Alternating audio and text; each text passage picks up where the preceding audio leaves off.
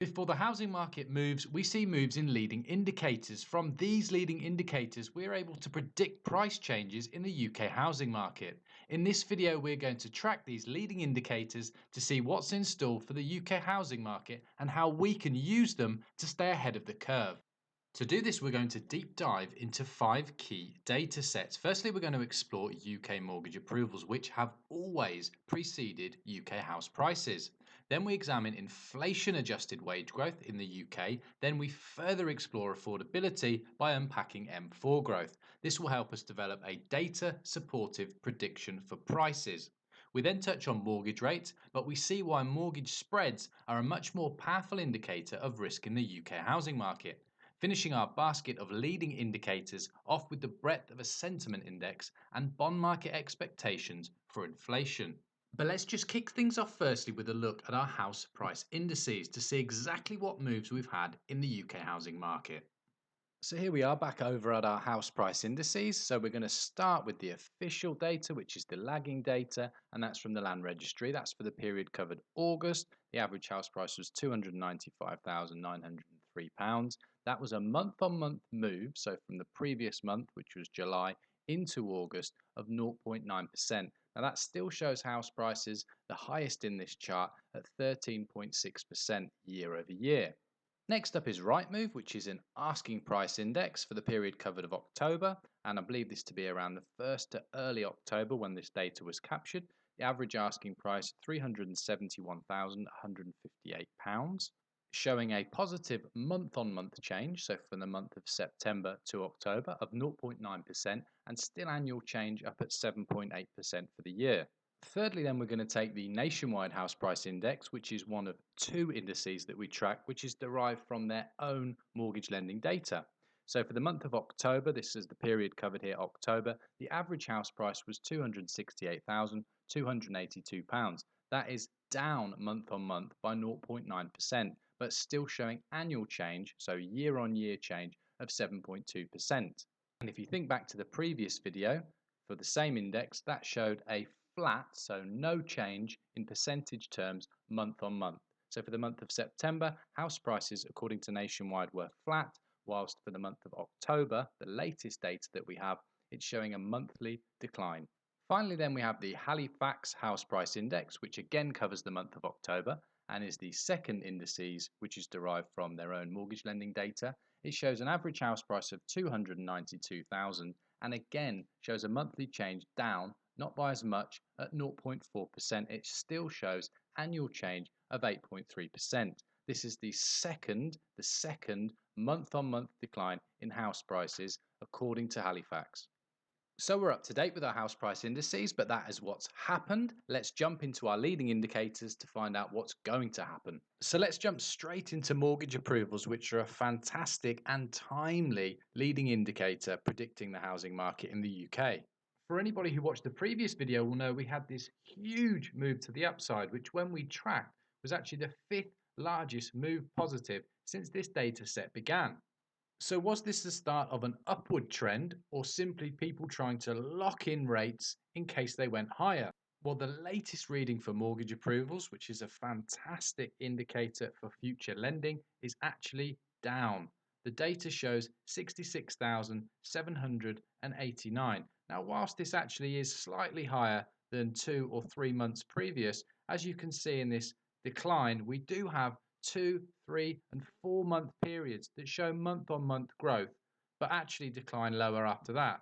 So it's safe to say, as some predicted, we certainly haven't seen another month on month positive move, possibly indicating a bullish sentiment for UK housing. We're now way down off this peak, suggesting that house prices have got some way to travel south to see the correction. So what's the expected correction here that is implied by the data? Well, for that we can jump over to another graph on the tab, which is mortgage approvals but mapped against the more timely nationwide house price index. Here we can see the data set stretches back slightly further to 93, and we can expect around the end of Q1 for house prices to be down roughly around 0%, meaning 0% year over year change. That would obviously entail a month on month fall every month from now until then in house prices.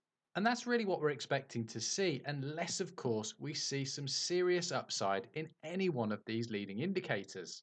So, if you're watching this using the data to formulate a bias around the UK housing market, perhaps you're watching this as a first time buyer or have a growing family, or perhaps you're starting a family, or perhaps you've got elderly parents that are going to come and live with you, whatever the reason is for you requiring a new or a newer property, have a look at this next chart, because what we're going to do is try and map out what we would do in the scenario using historical data. Now, yes, I know that involves one of my favorite sayings, which is hindsight is better than 2020 vision. But using the data, although history doesn't repeat itself, they say it rhymes. Using this data, we can, of course, look forward and try and imply trends.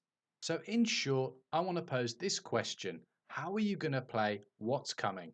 Well, for that, let's still stay with mortgage approvals, but let's jump back to our other chart, which maps mortgage approvals against the official land registry data. Now, of course, who doesn't want to sell tops and buy bottoms, or buy troughs or dips? Well, of course, everybody does, but the truth is, people rarely do. Well, using this data, we can actually see how we could have got exactly close, if not spot on, to buying that March '09 dip in house prices. Now, of course, we have the beauty of hindsight. We have this data and we can analyze it retrospectively. We know when the absolute bottom is. It's November of 2008. But of course, if you were in the month of November in 2008, you wouldn't have known that, because you wouldn't have been privy to the data after. In fact, after 12 or plus more months of month on month declines, you could have argued, well, why buy now? Because actually the data might have gone lower again the next month. A very good point. Well, the first thing to note is the obvious: the decline in real numbers of mortgage approvals from that peak around October of 2006. However, we wouldn't have been just looking at those numbers. In fact, we would have been studying something else: the rate of change, the amount of change month on month, and even year over year. And you can see here from June 2008, the rate of change begins to slow. We, of course, then have the November bottom out in mortgage approvals, but it's still not a good time to buy house prices. Remember, we're looking at leading indicators. So these actually lead the housing market, meaning prices are yet to bottom out. So it's November 2008, and for nearly 2 years, we see a positive month on month move in mortgage approvals. Now, 1 month, of course, doesn't make a trend. However, this would have got our ears pricked at a potential recovery. And then lo and behold, we have another positive month on month move from December to January, showing an albeit small but positive increase. Of course, two moves doesn't make a trend. However, it's certainly bucked the trend of the previous 2 years with some positive month on month growth. And that trend continued into February, showing yet another month on month increase in mortgage approvals. And as we can see from the data, this trend obviously continues. However, imagine you're in this actual month looking at this from a buyer's perspective. You're now into March with yet again another positive month on month increase in mortgage approvals, which are very bullish for house prices. So we now have 1, 2, 3, 4. This will be the fourth positive month on month increase, and you now start to get bullish, thinking that the bottom of the housing market is maybe in. Well, you'd be absolutely right. March 2009 was the bottom of the housing market at £154,000, 452. Now, that's just one way, using one leading indicator, that you could have actually picked the cherry bottom of the housing market in March of 2009, all whilst having four positive month on month increment increases under your belt. Now, let's be clear here. What I'm not saying is that in any future situation, the bottom always comes 4, 5, 6 months exactly after this lull in mortgage approvals. That's exactly what I'm not saying. However, what we're doing here is using powerful leading indicators in an attempt to predict the UK housing market. Okay, we're going to leave it there this week with mortgage approvals and we're going to move on to real weekly earnings. So inflation adjusted earnings. This data set is from the Office for National Statistics, or the ONS, and of course earnings is a huge factor in affordability. So what's the number? What's the latest data for August 22? It's £508, which is actually flat when compared to the month of July, which is also £508. Now that of course is down from that high, that recent high of £526 in December of 21, not surprisingly. So what can we infer then from this flat or no change figure? Well, it is neither bullish nor bearish for house prices short term. But we know the inflation figure more recently up to the month of September, which of course means with this data being August that we expect this to stress further, another negative sign for the UK housing market. So a decline in average weekly earnings, real average weekly earnings, of course affects affordability, but it also affects the amount of money that we can save as a nation. So when we look at the next tab, which we're going to come on to now, which is M4, which is the monetary supply, not the monetary supply inflated by central banks, but in fact the money supply that we have as individuals. So our coins, our notes, our money that we have in the banks on deposits, what's happening to that if real average wages are down off highs? Well, we're actually seeing further declines in real M4 growth. Now, this chart is looking very similar to 2008, where we can see these subsequent peaks in the amount of money, if you like, that we have. There are various definitions of M4 growth. I suggest you go and look it up. And in the chart below, we have retail M4, again, which is slightly different to what we've got here, which is just M4 growth. But if you think about it in its basic term, it is the money we have, M0, narrow money, so coins and notes, and also the amount of money that we have on on deposit within banks or building societies. Because it's that very liquidity that drives the UK housing market.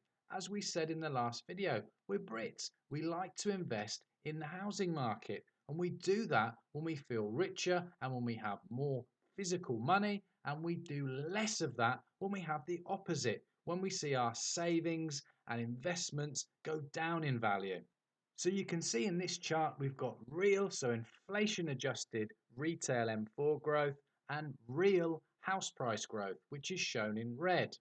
And we can see historically how increases in retail M4 have led to stellar house price returns, whilst declines have meant decreases in year over year growth and actually negative year over year growth in house prices, which we saw in the GFC.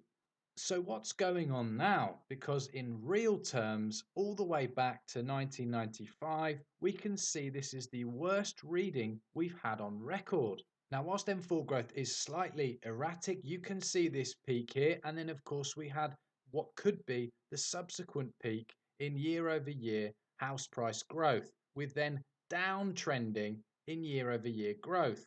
So what's going to happen looking forward? Where is this going to end up? Well, as we said, analysing the mortgage approval data, we certainly expect house price growth year over year to be flat or reach zero in the first quarter of 2023. After which, we will then probably start to see house prices year on year start to go negative.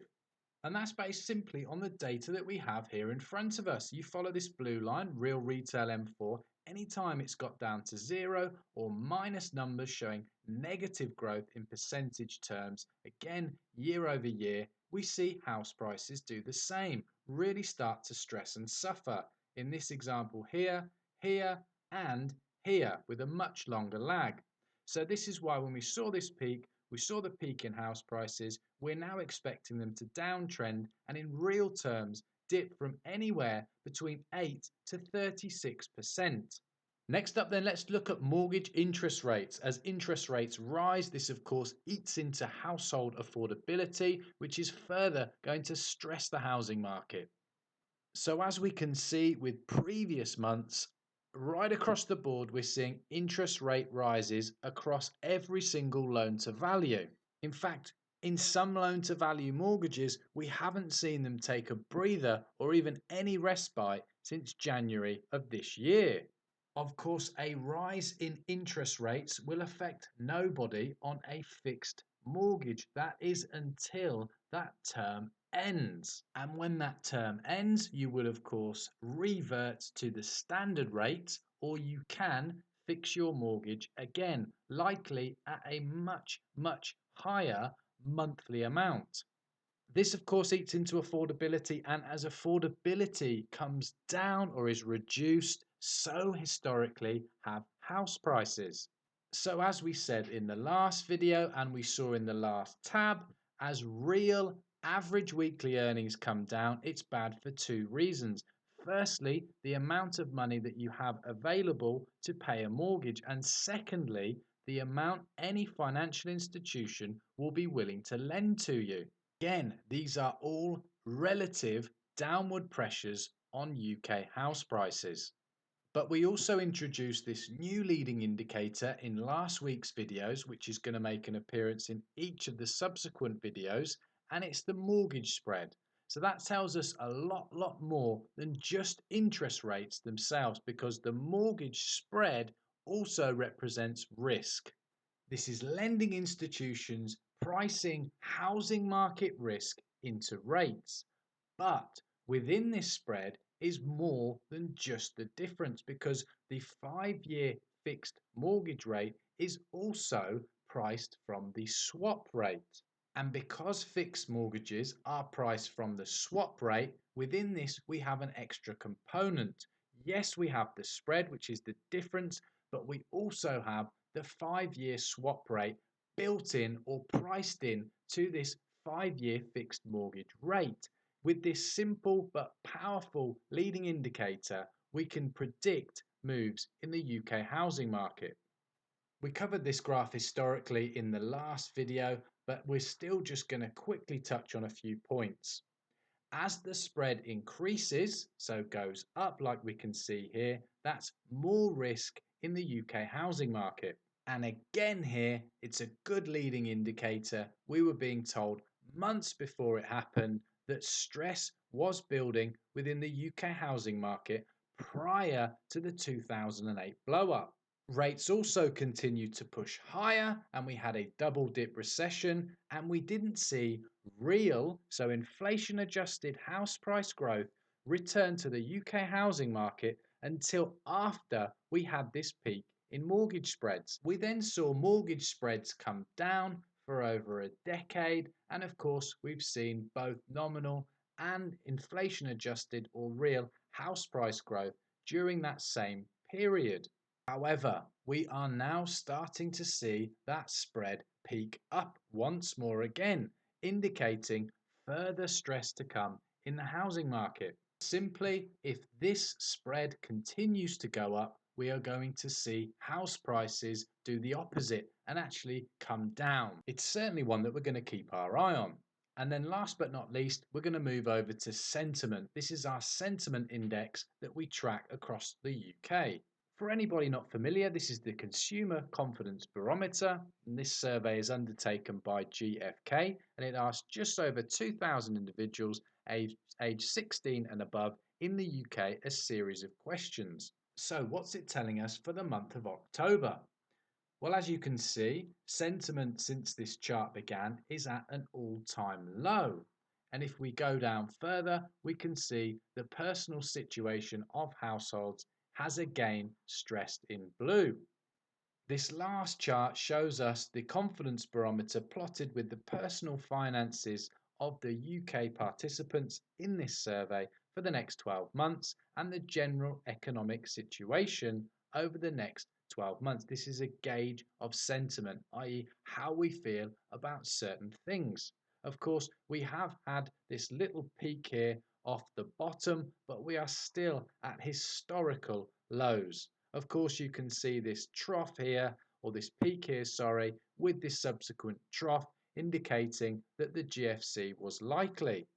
And we've ran through this in detail in previous videos at how moves in this precede moves in house prices. If confidence is very, very low across the UK, this does not indicate that people will be willing to overstretch themselves, pay over asking, etc. for house prices. It's therefore implying a correction in house prices as the economic situation in the UK worsens.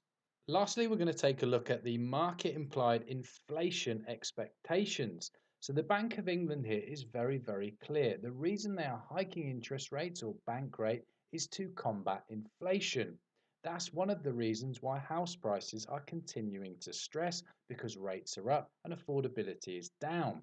So can we use market inflation expectations to maybe forecast future moves in bank rate up or down set by the MPC and the Bank of England? Now, with no drastic changes from the last video in the shape of this curve, either front end or long end, we can assume that the Bank of England is going to continue hiking, i.e. increasing bank rate into the end of this year and subsequently likely through next year. In the last Bank of England news release, they actually talked about the market expectation for bank rate reaching 5.25%. Now, whilst Governor of the Bank of England, Andrew Bailey, didn't agree with this, this is a very grim outlook for the UK, and Bailey stressed the UK could spend 2 years in a recession. To summarise then, the outlook for the UK housing market and therefore UK house prices is very, very bleak. We've seen negative moves across nearly all of our leading indicators, from mortgage approvals continuing to stress, also M4 growth continuing to fall off a cliff, and lastly, the yield curves for inflation implying that it's going to be with us for some time. Not to mention, of course, mortgage spreads pushing higher, continuing to show increasing amounts of stress in the UK housing market. I'm going to have to leave it there in this video. We've come to an end. So thank you so much for watching. But I do just have a little something for anyone that wants to stay on, where we pose the question, because up till now we're looking at UK average house prices. We want to pose the question, is there any skewing within that as we unpack that by property type or region, where a certain type of property, region, or way to buy houses is going to stress further than others? Now we're going to talk about property types. I'm going to do a completely separate video about that, but just to highlight this year over year change in property prices, of course we can see detached, semi-detached and terraces far outpacing flats and masonettes. Now this rings true with our bias, of course, because of the race for space since COVID. However, as I said, we're going to pose that in a completely separate video about whether there is some skewedness or kurtosis, and there could be a bigger percentage fall in detached houses than any other property types. But what we want to just spend 60 seconds looking at is any skewedness again or kurtosis in the price of new builds, or I suspect there is, and it's big. In the graph at the top here, we can see the average price paid for a new build in purple and an existing property, i.e. a non-new build, in blue. Now we can see, and we've gone back 10 years. Now we can see this very, very tight grouping from January 2010 right up to, and although it starts to increase around 2018, this dramatic explosion in the price of new build properties around COVID time. And this is probably better explained in this graph below, which shows percentage change between new builds and existing properties, usually very tightly correlated until we get this massive dislocation. Now, whilst this is lagging, unfortunately, we only have this data back to June. This does show new build year over year percentage growth at 22.5%, whilst existing properties only went up over the same period by 6.4%, meaning new build properties dramatically outpaced existing properties. Now, whilst I've particularly highlighted this point is because the amount of new builds that make up total supply of sold homes is so small. This data will probably get lost within the total when we look at the UK. This is highlighted in this graph where you can see the sales volume for new builds and existing properties. And new build volumes make up between 7 and 12%.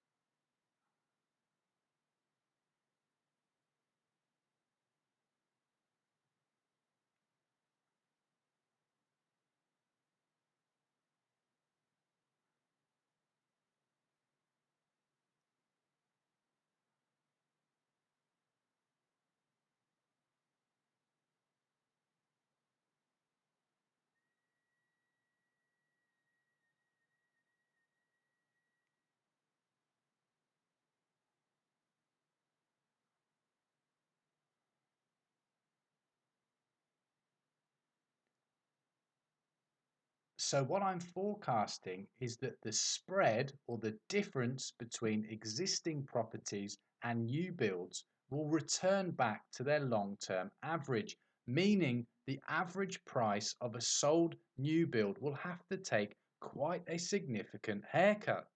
And this haircut could equate to between 50 to 80,000 pounds.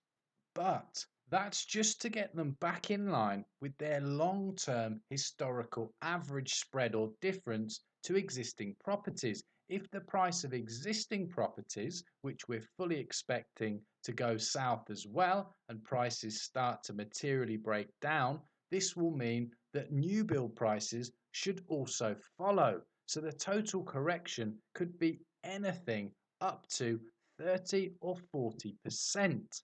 Just something to chew on then if you are thinking about buying your dream home and it is a new build. Okay, guys, that's the end of the video. Thank you so much for watching. I'll see you in the next one.